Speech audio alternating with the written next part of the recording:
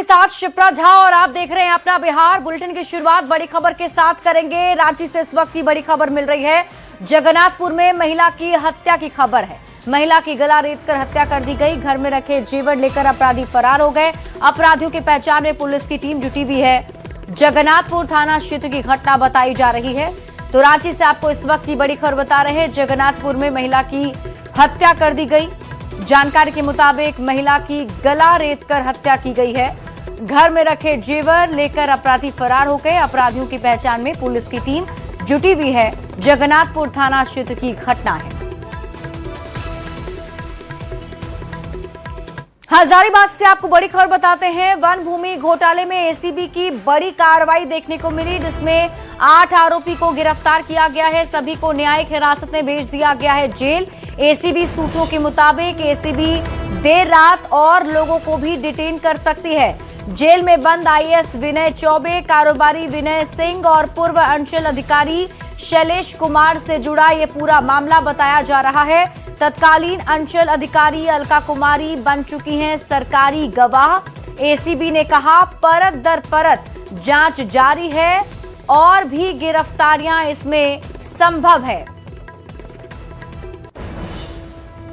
हजारीबाग में वन भूमि घोटाले मामले में एसीबी की टीम ने आज एक बार फिर से बड़ी कार्रवाई की है और इस कार्रवाई में 8 लोगों को जो है एसीबी के कार्यालय में घंटों पूछताछ किया गया बुलाकर। उसके बाद जो है सभी को देर शाम न्यायिक हिरासत में भेज दिया गया है। बात कर ले तो जेल में बंद आईएएस विनय चौबे को भी जो है एसीबी की टीम ने हजारीबाग का एसीबी कार्यालय लाई और उनसे भी जो है घंटों तक पूछताछ की है। बात कर ले तो इस मामले में जो है तत्कालीन जो सीओ शैलेश कुमार है वो भी फिलहाल जेल में बंद है। विनय सिंह जो एक बड़े व्यवसायी है वो भी बंद है। अगर बात कर ले तो इस लिस्ट में जो है 70 से भी अधिक लोगों का जो है वो नाम शामिल है। देखने वाली बात होगी कि लगातार जो एसीबी की टीम वन भूमि घोटाले मामले में कार्रवाई कर रही है, इसमें से जो है और भी अन्य जिन लोगों का नाम सामने आया है, यानी कई व्यवसायिक वर्ग के लोग हैं। अगर बात कर ले तो अंचल अधिकारी के कर्मी है, अधिकारी है, साथ ही साथ जो है कई नकाबपोशों का भी नाम आया है। उन लोगों तक जो है एसीबी की टीम कब तक पहुंचती है और उन्हें जो है गिरफ्तार कर न्यायिक हिरासत में भेजने का काम करती है। लेकिन बात कर ले जो आज 8 लोगों को गिरफ्तार कर जेल भेजने का एसीबी की टीम ने काम किया है, वो वैसे लोग थे जो वन भूमि घोटाले में यानी जमीन की खरीद बिक्री करने में जो है मध्यस्थता का काम कर रहे थे। सुशांत सोनी, न्यूज 18, हजारीबाग। खबर आपको जमशेदपुर से बताते हैं, जहां मुख्यमंत्री हेमंत सोरेन के खिलाफ अपमानजनक टिप्पणी किए जाने के मामले में पूर्व मंत्री दुलाल भुइयां की मुश्किलें बढ़ गई हैं। जेएमएम के केंद्रीय सदस्य प्रमोद लाल ने सीताराम डेरा थाने में प्राथमिकी दर्ज कराई है। ये कार्रवाई 28 नवंबर 2025 को दुलाल भुइयां के संवाददाता सम्मेलन में मुख्यमंत्री पर अपमानजनक टिप्पणी करे जाने के बाद की गई है। एफआईआर किए हैं, लिख के दिए हैं और कहे बड़ा वो को एफआईआर कीजिए, दफा लगाइए और इस पर कार्रवाई कीजिए।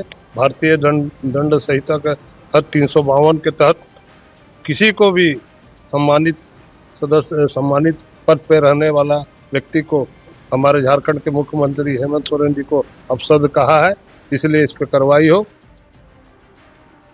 झारखंड में मचे सियासी हलचल के बीच बीजेपी के राष्ट्रीय अध्यक्ष जेपी नड्डा देवघर पहुंचे और कई कार्यक्रम में शामिल हुए हैं। इस दौरान कार्यकर्ताओं को संबोधित करते हुए कांग्रेस पर तीखा हमला भी बोला। जेपी नड्डा ने कहा कि देश में बीजेपी को छोड़कर सभी पार्टियां वंशवादी है। जेपी नड्डा के झारखंड दौरे के क्या है सियासी मायने, इस रिपोर्ट में देखिए। झारखंड में कुछ बड़ा होने वाला है। पहले दिल्ली में सीएम हेमंत, अब झारखंड में नड्डा। जी हां, झारखंड के सत्ता का समीकरण भले स्थिर दिखता हो, लेकिन भीतर खाने बदलाव की आहट तेज है।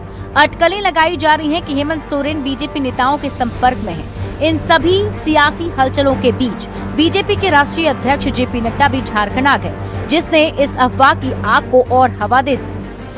2 दिवसीय देवघर दौरे पर आए बीजेपी के राष्ट्रीय अध्यक्ष जेपी नड्डा ने वंशवाद को लेकर सभी पार्टियों पर जमकर निशाना साधा। देवघर के ठाड़ी दुलमपुर में जिला भाजपा कार्यालय के नवनिर्मित भवन के उद्घाटन के दौरान कार्यकर्ताओं को संबोधित करते हुए उन्होंने राष्ट्रपति द्रौपदी मुर्मू का हवाला देते हुए कहा कि कांग्रेस ने हमेशा उनका मजाक उड़ाकर आदिवासी अस्मिता का अपमान किया है। कांग्रेस की राजनीति थी समाज को बांटो, खंडित करो, वोट बैंक को अलग अलग तरीके से देखो और खंडित समाज में से सीमित वोट लेकर के सरकार चलाओ। ये तुष्टीकरण की राजनीति, ये जातिवाद की राजनीति, ये इलाकेवाद की राजनीति, ये भाई भतीजावाद की राजनीति, ये वंशवाद की राजनीति, ये सभी राजनीति कांग्रेस के सामने जन्मी, पनपी और आगे बढ़ी। मंच से जेपी नड्डा ने बीजेपी के विस्तार को समझाया और कार्यकर्ताओं में उत्साह भरने की कोशिश की। कहा, जब झारखंड का नंबर आएगा तो हमारे कार्यकर्ता यहाँ भी कमल खिलाएंगे। भारतीय जनता पार्टी एनडीए 20 राज्यों में राज कर रहा है और 13 में विशुद्ध राज कर रहा है। और याद रखिएगा, अभी 14-15 होगी, आगे बढ़ेंगे और जब झारखंड का नंबर आएगा तो आप हमारे कार्यकर्ता यहां भी फिर से आप कमल खिलाएंगे, इस बात का हमको विश्वास है। जनसभा में पहुंचने से पहले जेपी नड्डा ने बाबा वैद्यनाथ मंदिर में पूजा अर्चना की, नवनिर्मित बीजेपी जिला कार्यालय का उद्घाटन किया, बीजेपी प्रदेश कार्यकर्ता सम्मेलन में हिस्सा लिया। यही नहीं, शुक्रवार देर रात बीजेपी प्रदेश स्तर के नेताओं के साथ बैठक भी की थी। अब तो ये समय ही बताएगा कि जेपी नड्डा के इस दौरे के क्या मायने। कोयला और जो बालू है उसकी तस्करी कर रही है और इसको पूरा का पूरा संरक्षण जो है वर्तमान सरकार का प्राप्त है, ऐसा आरोप जेपी नड्डा ने लगाया है। साथ ही साथ जो है जो केंद्र सरकार की उपलब्धियां हैं उसको यहाँ पर जेपी नड्डा ने यहाँ पर रखा है। नितेश कुमार, न्यूज़ 18, देवघर। धनबाद के चर्चित मोहम्मद शहाबुद्दीन सिद्दीकी हत्याकांड में पुलिस ने 2 और अपराधियों को गिरफ्तार कर लिया है। दोनों फरार गैंगस्टर प्रिंस खान के गुर्गे बताए जा रहे हैं। पुलिस इस केस में अब तक 11 अपराधियों को जेल भेज चुकी है। यह हत्या 1 जनवरी 2024 को असरफी अस्पताल के सामने हुई थी और इस मामले में पुलिस की टीम ने कार्रवाई करते हुए 2 और को गिरफ्तार किया है। शहाबुद्दीन को प्रिंस खान गिरोह द्वारा गोली मार के हत्या कर दी गई थी। इस कांड के उद्भेदन हेतु एक टीम का गठन किया गया था। टीम द्वारा इस कांड का सफल उद्भेदन किया गया था और अभी तक इसमें 11 लोगों को गिरफ्तार करके जेल भेज दिया गया था। इस कांड में संलिप्त जो मुख्य शूटर था वो बमकर चौधरी, उसकी गिरफ्तारी हुई है और एक जो लोकल लिंक था दीपक वर्मा, उसकी भी गिरफ्तारी हुई है। चतरा जिले के पीपरवार थाना क्षेत्र में पुलिस और कुख्यात गैंगस्टर राहुल सिंह उर्फ अमन साव गिरोह के बीच मुठभेड़ हुई। अपराधियों ने पुलिस को देखते ही फायरिंग शुरू कर दी, जिसके जवाब में पुलिस ने जवाबी कार्रवाई की है। इस मुठभेड़ में गैंगस्टर राहुल सिंह का राइट हैंड माने जाने वाले जुबैर अंसारी के पैर में गोली लगी, जिसका इलाज जारी है। तो बाइक पे कुछ संदिग्ध चेकिंग को देखते हुए भागने लगे तो पुलिस ने उनको फॉलो किया था। इसी क्रम में पुलिस पे फायरिंग की गई और उनको बताया गया कि पुलिस से फायरिंग रोके, लेकिन नहीं रोके। तो आत्मरक्षा के हेतु पुलिस के द्वारा भी कार्रवाई किया गया, जिसमें एक व्यक्ति को गोली लगा है और उसका नाम जुबैर अंसारी है। टोटल उस पर 13 केसेस हैं। वो राहुल सिंह के लिए समझ लीजिए राइट हैंड है, जो लेवी मांगने का, गोली चलाने का और उसके आदेश का पालन कराता है। सरायकेला के खरसावा में अवैध शराब के कारोबार का पुलिस ने भंडाफोड़ किया है। अनुमंडल पुलिस पदाधिकारी समीर कुमार सवैया के नेतृत्व में छापेमारी की गई, जिसमें बड़ी मात्रा में अवैध शराब और निर्माण सामग्री बरामद हुई है। 200 लीटर क्षमता के 8 नीले ड्रम और कई प्लास्टिक बोतल भी जब्त की गई। मौके पर मौजूद 2-3 लोग पुलिस को देखकर फरार हो गए। पुलिस पूरे इलाके में सर्च अभियान भी चला रही है। फरार आरोपियों की गिरफ्तारी के लिए अभियान जारी है। तो उक्त सूचना के सत्यापन एवं छापेमारी हेतु एक टीम का गठन किया गया। जब वहाँ टीम पहुँची तो वहाँ भारी मात्रा में अवैध शराब का निर्माण करते हुए पाया गया, फैक्ट्री पाया गया। कुछ लोग वहाँ पे जंगल झाड़ी का फ़ायदा उठाते हुए भाग गए, लेकिन भारी मात्रा में लगभग 68 पेटी किंग गोल्ड अंग्रेजी शराब बरामद हुआ है और 20-20 लीटर का 15,000 अंग्रेजी शराब बरामद हुआ है और 200 लीटर ब्लू ड्राम में लगभग 1600 लीटर स्प्रिट बरामद हुआ है और इसके अलावा एक सफ़ेद रंग के स्कॉर्पियो बरामद किया गया।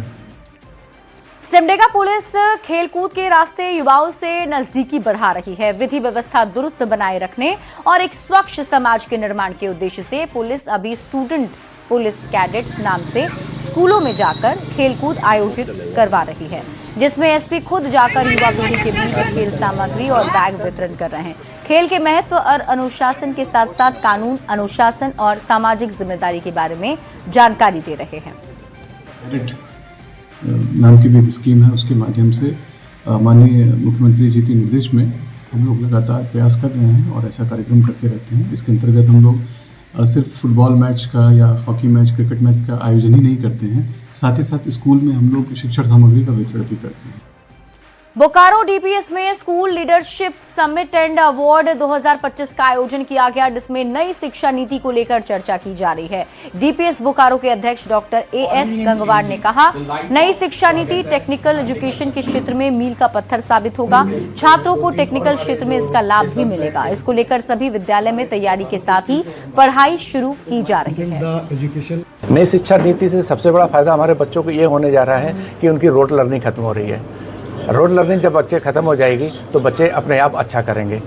अभी कोई भी जो चीज़ होते हैं पुराने, उसके हिसाब से वो रट के आ जाते हैं और उसको आंसर दे देते हैं। इसमें क्या है कि कॉम्पिटेंसी बेस्ड जो क्वेश्चंस आते हैं, आपको क्वेश्चन पढ़ना है, समझना है, उसी के हिसाब से उसको आंसर देना है। प्रैक्टिकल लर्निंग बढ़ना चाहिए। प्रैक्टिकल लर्निंग उसमें बढ़ रही है। जहाँ तक हमारे जो इन्फॉर्मेशन है, जो टेक्निकल एजुकेशन है, हमारी गवर्नमेंट इस पर बहुत काम कर रही है और आजकल जो देख रहे हैं हर चीज़ AI ओरिएंटेड है। धनबाद नगर निगम ने बढ़ते इलेक्ट्रॉनिक कचरे से निपटने के लिए महत्वपूर्ण पहल की है। निगम ने 15 लाख की लागत से शहर की 3 जगहों पर अत्याधुनिक ई-वेस्ट कलेक्शन सेंटर स्थापित किए हैं। इन केंद्रों में mobile, laptop, charger, TV, computer जैसे सभी प्रकार के इलेक्ट्रॉनिक सामान सुरक्षित तरीके से जमा किए जा सकेंगे। नगर आयुक्त रविराज शर्मा ने बताया कि निगम का उद्देश्य सिर्फ ई-वेस्ट इकट्ठा करना नहीं, बल्कि उसका सही तरीके से रिसाइकलिंग और रीयूज करना है, जिससे दोबारा इस्तेमाल संभव हो सके। नगर निगम में अभी 3 ई-वेस्ट मैनेजमेंट का सेंटर बनाया गया है। बेसिकली ये कलेक्शन सेंटर है और करीब 15 लाख रुपये के आसपास एक सेंटर की कीमत हो रही है। अभी हम लोगों ने सेंटर तैयार कर दिया, अब इसको हम लोग आउटसोर्स करना चाह रहे हैं। एजेंसी हम लोग तय करेंगे पूरे धनबाद नगर निगम के लिए कि एजेंसी कौन सा काम करेगी, कौन सा एजेंसी को ये काम दिया जाएगा और उसके हिसाब से फिर वो लोग अपना जितने भी शहर में जितना ई-वेस्ट है उसको लोग कलेक्ट करेंगे और फिर उसको यहाँ पर डिस्पोज करेंगे। चाईबासा के बंदगांव और गुदड़ी को जोड़ने वाली 16 किलोमीटर सड़क पिछले 3 साल से एनओसी के चक्कर में अटकी हुई है। 2022 में मंजूरी तो मिली, लेकिन वन विभाग ने एनओसी नहीं दिया, इसलिए 2 दिन काम चलने के बाद ही बंद हो गया। इससे 20 गांव के लोग भड़के हुए हैं। ग्रामीणों ने चेतावनी दी है कि अगर एनओसी नहीं मिला तो वो सीएम आवास और डीसी ऑफिस का घेराव करेंगे। जरूरत पड़ी तो NH 75 भी जाम कर देंगे। ये रोड की समस्या बहुत बड़ी समस्या है और इस देखिएगा इस चंपा पंचायत के अंतर्गत जो भी गांव आती है उसमें कोई भी कनेक्टिविटी के साथ में अब देखिएगा बोलिएगा तो ये अच्छी रोड नहीं है, अभी तक पक्की सड़क से जुड़ी हुई नहीं है NH 75E पर। और हम लोग चाहते हैं कि इस पंचायत को पक्की सड़क से जोड़ा जाए। 2022 में ये तोमरोंग से आणीपीड़ी से लेकर गुदड़ी प्रखंड में जोड़ने वाली सड़क वो काम चल रहा था। ये प्रगति के दौरान वो वन विभाग आकर इसको रोक दिया। वो ग्रामीणों का ये फैसला है कि अगर ये रोड इस बार नहीं बनेगी तो वोट बहिष्कार किया जाएगा और दूसरी वन विभाग से ग्रामीण बातचीत करेंगे और मुख्यमंत्री का आवास को और उसका कार्यालय को भी घेराव किया जा सकता है। भारत रत्न डॉक्टर भीमराव अंबेडकर के पुण्यतिथि दिवस पर झारखंड दफादार चौकीदार पंचायत ने जोरदार प्रदर्शन किया है। रांची स्थित नागा बाबा खटाल राजभवन के पास अपनी 10 सूत्री मांगों को लेकर प्रदर्शन किया गया। प्रदर्शनकारियों का कहना है कि वे लंबे समय से अपनी मांगों को लेकर आवाज उठा रहे हैं, लेकिन कई बार वार्ता होने के बावजूद सरकार ने उनकी समस्याओं पर संज्ञान नहीं लिया है।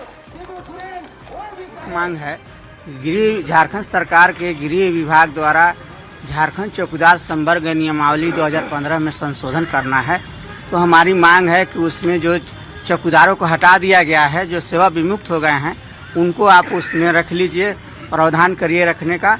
जो एक बार मौका मिलता था सेवानिवृत्ति के बाद चौकीदारों को बहाल करने का, उनका भी आप प्रावधान कर दीजिए ताकि सेवा विमुक्त और एवी चौकीदारों के साथ न्याय हो सके।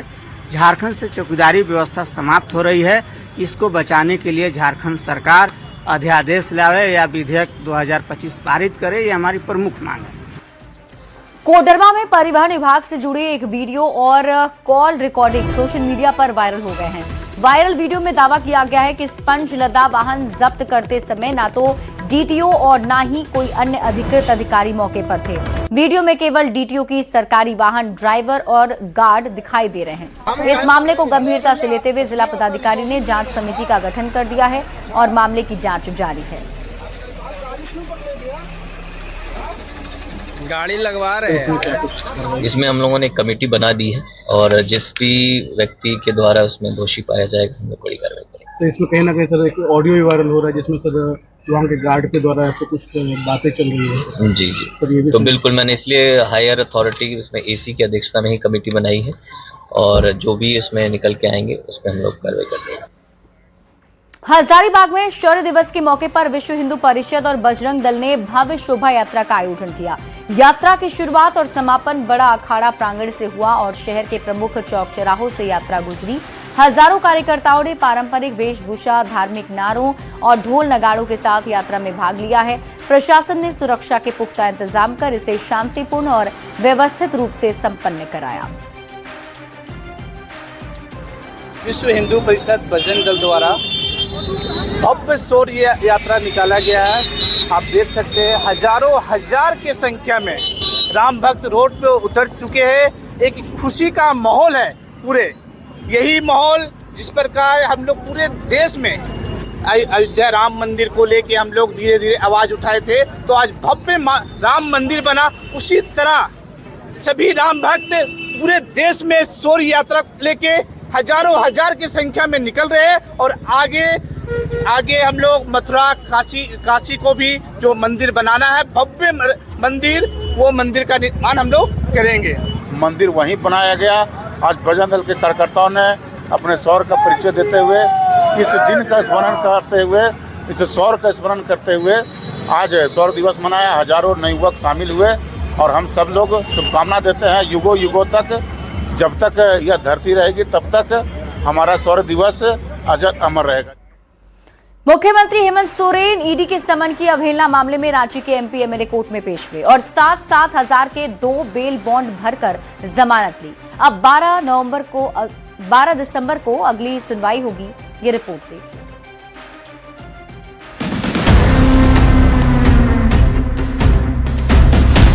हेमंत सोरेन हाजिर हों। ईडी के समन की अवहेलना मामले में मुख्यमंत्री हेमंत सोरेन की रांची के एमपी एमएलए कोर्ट में पेशी हुई। इस दौरान उनके साथ महाधिवक्ता राजीव रंजन मौजूद रहे। सीएम हेमंत सोरेन को जमानत भी मिल गई है। इस दौरान मुख्यमंत्री हेमंत सोरेन ने 2 अलग-अलग मामलों में 7-7 हजार रुपए के 2 बेल बॉन्ड दाखिल किए। कोर्ट ने उनकी उपस्थिति दर्ज कर ली। अब इस मामले की अगली सुनवाई 12 दिसंबर को होगी। अगली सुनवाई के दौरान मुख्यमंत्री को व्यक्तिगत रूप से उपस्थित रहने से छूट मिल सकती है। कोर्ट इस पर विचार करते हुए आगे की प्रक्रिया निर्धारित करेगी। ईडी के समन मामले में माननीय उच्च न्यायालय में समन को हम लोगों ने चुनौती दिया था, जिसके आदेश के माननीय उच्च न्यायालय के आदेश के आलोक में आज की तिथि में उपस्थित होने का हम लोगों ने अनुग्रह किया था, जिसे मानते हुए न्यायालय ने उपस्थित होने का आदेश दिया था, जिसके आलोक में आज माननीय मुख्यमंत्री उपस्थित हुए और उपस्थित होकर उन्होंने अपनी उपस्थिति दर्ज कराई और 7,000 का 2 मुचलका उन्होंने भरा। सर अगली सुनवाई कब है इसमें? अगली सुनवाई 12 तिथि को निर्धारित है, लेकिन उसके लिए माननीय मुख्यमंत्री को कभी भी आने की आवश्यकता नहीं है। उनके बिहाफ में उनके अधिवक्ता महोदय अपीयर होंगे कोर्ट। झारखंड हाईकोर्ट ने हाल ही में मुख्यमंत्री हेमंत सोरेन को इस मामले में बड़ी राहत दी थी, जिसके तहत उन्हें 6 दिसंबर के बाद की सुनवाई में सशरीर उपस्थिति से छूट मिल गई है। लेकिन 6 दिसंबर को उन्हें कोर्ट में हाजिरी लगानी थी। ये मामला ईडी के भेजे गए कई समन की अवहेलना से संबंधित है, जो कि कथित भूमि घोटाले से जुड़े मनी लॉन्ड्रिंग जांच का हिस्सा थे। ईडी ने हेमंत सोरेन के खिलाफ समन का पालन नहीं करने पर फरवरी 2024 में शिकायत दर्ज की थी। न्यूज़ 18 के लिए रांची से संवाददाता ओम प्रकाश की रिपोर्ट। और यार एक छोटे से ब्रेक के लिए जल्द लौटते हैं वापस।